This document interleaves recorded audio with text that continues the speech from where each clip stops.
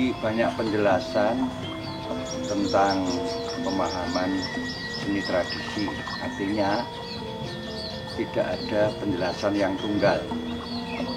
Berbagai pendapat itu juga bisa dikatakan menjadi penjelasan-penjelasan yang cukup banyak tentang seni tradisi.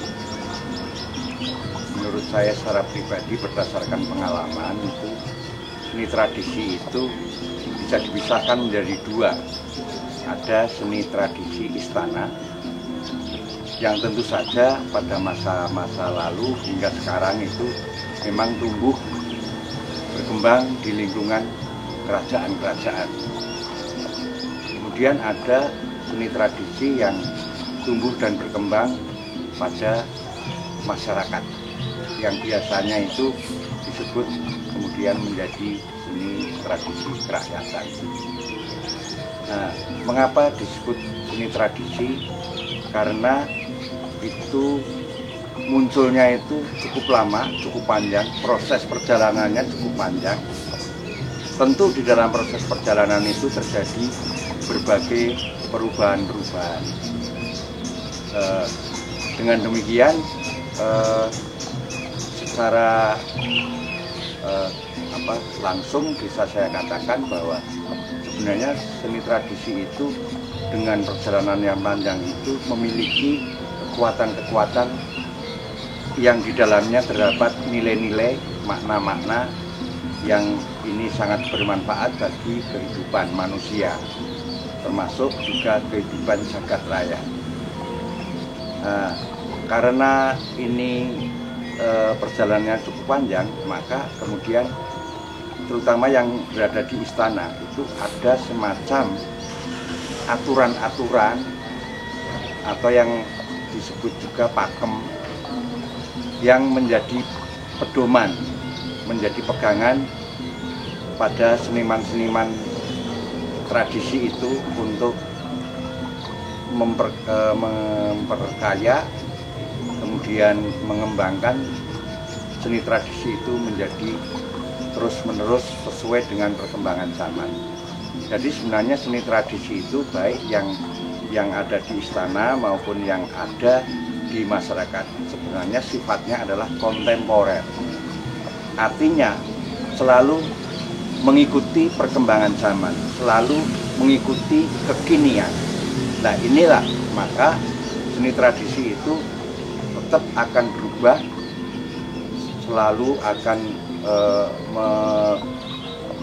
mendorong kreativitas para senimannya untuk senantiasa menciptakan karya-karya baru yang berpijak dari seni tradisi warisan masa lalu. Nah, ketika yang ada di masyarakat itu justru perkembangannya menjadi sangat luas karena tidak begitu ketat mengikuti aturan-aturan atau patokan-patokan yang berlaku. Jadi seni tradisi yang ada di kerakyatan itu justru lebih leluasa untuk berubah, lebih leluasa untuk mendorong munculnya kreativitas baru. Namun demikian yang ada di keraton juga meskipun perkembangannya agak lambat, tapi tetap saja patokan-patokan atau aturan-aturan yang ada dalam seni tradisi itu senantiasa ditafsirkan secara kreatif sehingga memungkinkan muncul karya-karya baru yang berpijak dari tari-tari atau seni-seni tradisi yang ada pada masa lalu. Saya kira ini yang perlu saya sampaikan, dan biasanya seni tradisi itu munculnya itu melalui eksplorasi yang kemudian dari eksplorasi itu barulah ditentukan vokabulernya apa yang digunakan, kemudian juga detail-detail dari vokabuler itu yang menjadi bahan untuk menyusun seni tradisi hingga terwujud seperti yang bisa kita saksikan di dalam festival seni tradisi Jawa Tengah. Demikian, terima kasih.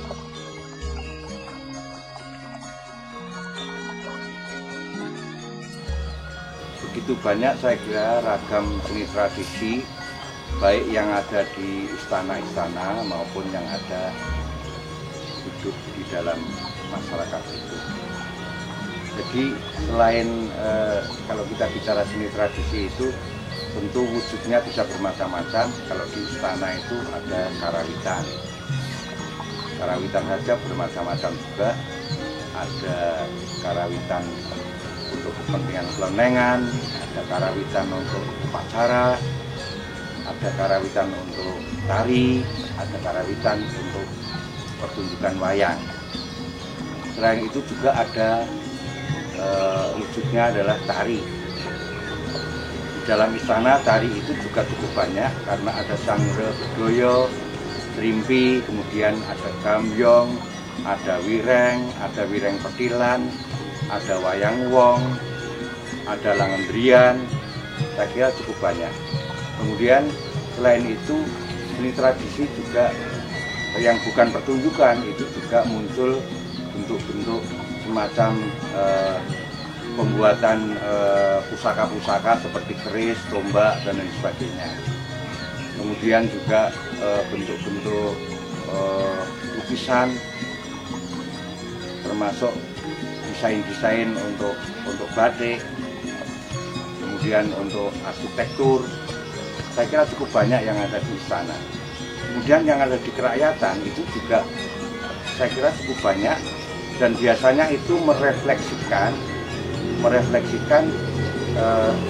situasi lingkungan, situasi geografis yang ada pada kehidupan masyarakat itu.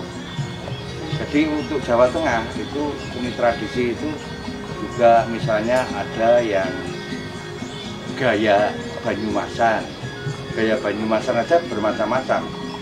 Ada lenggeran atau lengger, kemudian ada baladewan, kemudian ada cipit, kemudian ada gunung sari dan sebagainya, dengan gaya garap gendingnya yang juga gaya khas Banyumasan.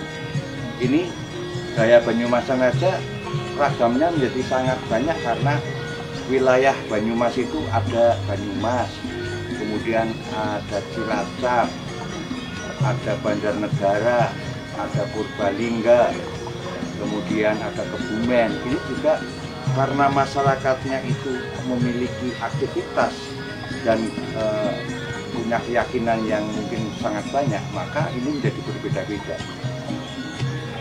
Selain itu,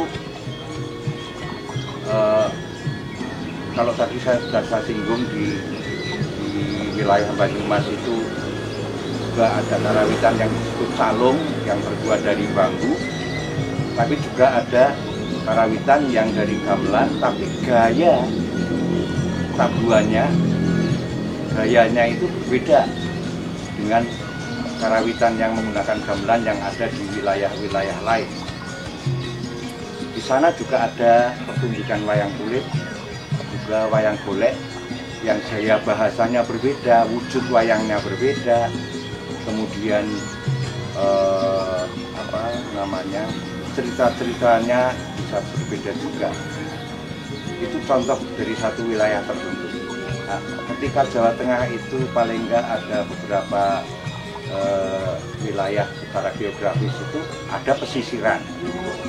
Di pesisiran itu ada tayub, kalau yang di dalam tari, kemudian ada barongan, kemudian ada sintren, kemudian ada kuda kepang, ada yang nyebutnya ebek, kemudian ada yang gaya Semarangan, kemudian ada lagi yang bentuk pertunjukannya seperti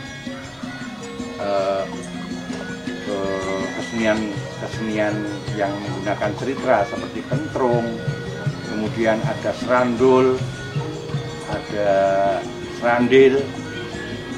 Sangat banyak saya kira yang ini menjadi satu kekayaan yang dimiliki oleh Jawa Tengah, dan ini sebenarnya menjadi penting ketika Taman Budaya Jawa Tengah menyelenggarakan festival itu, karena kesenian itu sebenarnya tidak hanya berhenti pada kesenian itu sendiri, tapi justru kesenian itu bagaimana bisa juga dibagikan atau di-sharingkan nilai-nilai yang ada di dalam kesenian itu, makna-makna yang ada di dalam kesenian itu, yang bisa kemudian memperkaya pengalaman jiwa pada masyarakatnya. Nah, kemudian wilayah-wilayah lain seperti misalnya di wilayah Surakarta itu juga sangat banyak yang tumbuh di masyarakat, seperti ada wayang topeng di Klaten, kemudian ada ketoprak lesuk, kemudian ada barongan juga, ada tayub yang lain yang tentu saja berbeda, kemudian gaya garap tarinya berbeda, kemudian nilai-nilai yang diungkapkan bisa juga berbeda, kemudian juga penggarapan karawitannya juga bisa berbeda dengan gaya masing-masing, seperti gaya Klaten, gaya Sragenan, kemudian gaya di Surakarta sendiri, kemudian ada muncul bentuk-bentuk kesenian yang baru seperti ada Kebo Kinul, ada di Wonogiri itu ada Kethek Obleng. Ini menjadi sangat menarik, dan inilah yang sebenarnya menjadi tema dari Festival Seni Tradisi Jawa Tengah, yaitu Gatra Mutiara Jawa Tengah. Artinya Gatra itu wujud, Mutiara itu artinya permata yang ini memiliki kekuatan, memiliki nilai-nilai yang penting bagi perjalanan peradaban manusia di Jawa Tengah, paling tidak seperti itu. Terima kasih.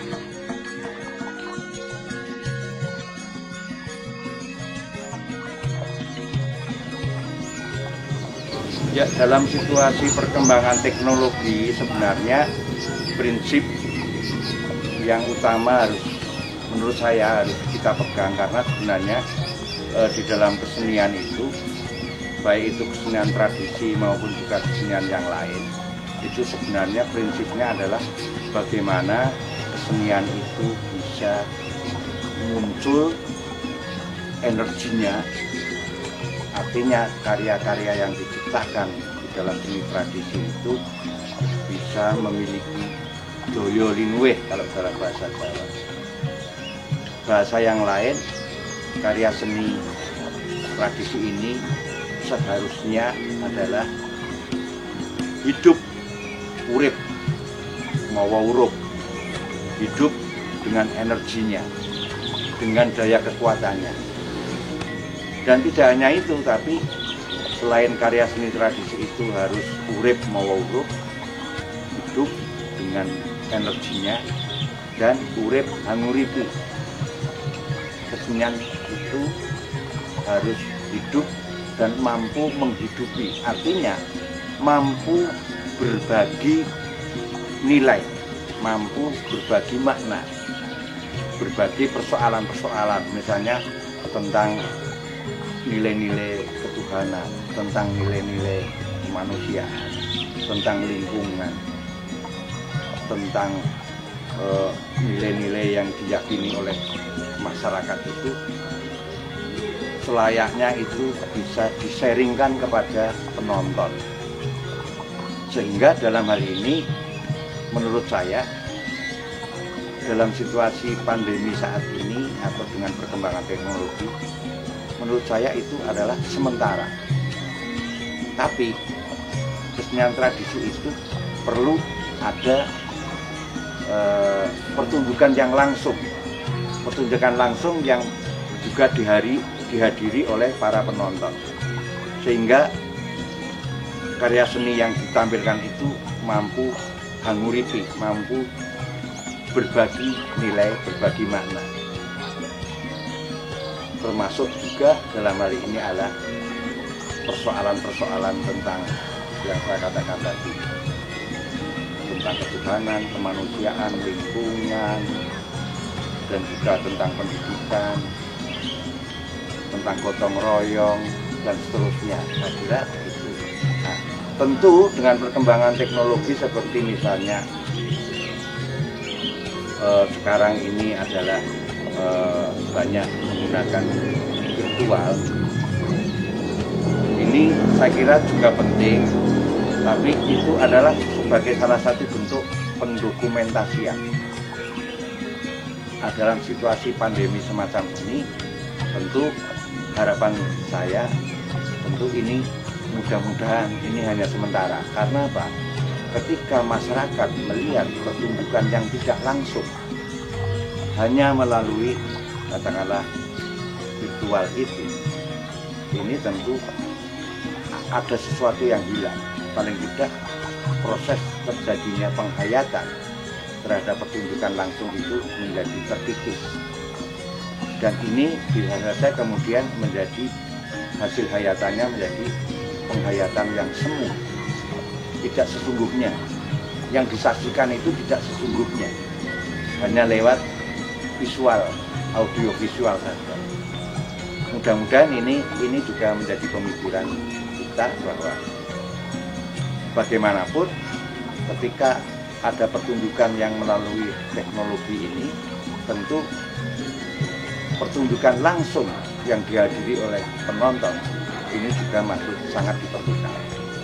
Dengan alasan tadi, ketika ada komunikasi langsung dengan pertunjukan seni itu, masyarakat diharapkan memperoleh pengalaman, memperoleh nilai hayatan yang akan memperkaya jiwa dari para penonton. Saya kira itu pendapat saya yang mungkin berbeda dengan pendapat-pendapat yang lain. Terima kasih. Saksikan pertunjukan seni Jawa Tengah, Gatra Mutiara Jawa pada tanggal 14 sampai tanggal 18 September di Taman Budaya Jawa Tengah, Surakarta.